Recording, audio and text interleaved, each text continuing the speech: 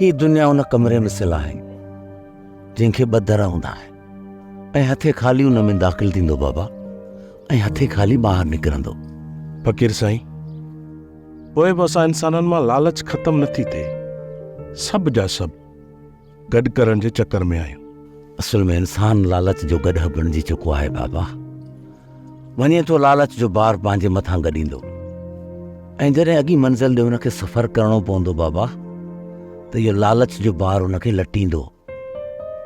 काश जेकॾहिं इंसान इन सफ़र खे सम्झी सघे हा बाबा त इहो सफ़र कीअं कटींदुसि जॾहिं मुंहिंजो गॾु थियल समूरो माल मुंहिंजे मथां लटियो वेंदो।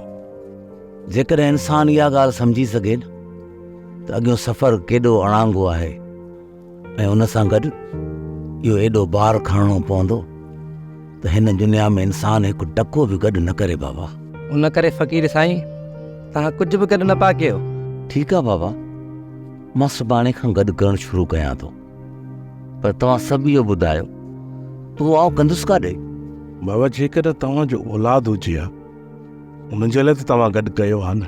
बाबा, रोज़ीअ जो ज़िम्मो मुंहिंजे रब खयो आहे, आउं उन्हनि जो ज़िम्मेवार त न आहियां। पर फ़क़ीर साईं, माण्हू एतिरो त गॾु करे न जो सुभाणे ॾुखे वक़्त में कमु अचे। तूं ॾुखे वक़्त खां पनाह घुर बाबा।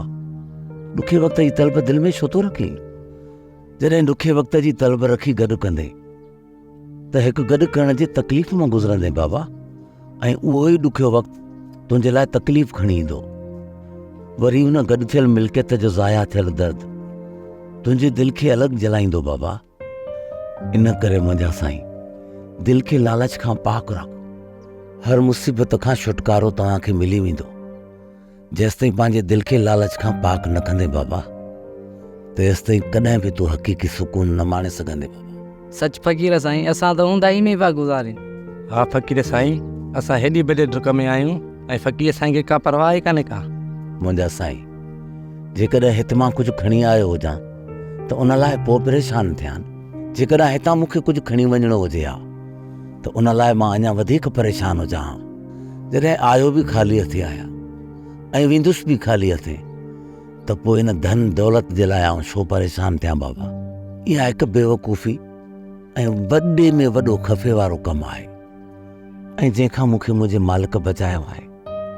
मालिक दर दुआ आहे त अॻिते बि हिन खां पंहिंजे पनाह में रखंदो ऐं बचाईंदो रहंदो। इन लाइ मुंहिंजे मुर्शिद हादी अनवर सरदार फरमायो आहे त मालिक शहनशाह जे आसरे अलाह जे, मालिक शहनशाह जे आसरे अलाह जे, उन अलाह जे आसरे असां सभु जीऊं था मुंहिंजा बाबा।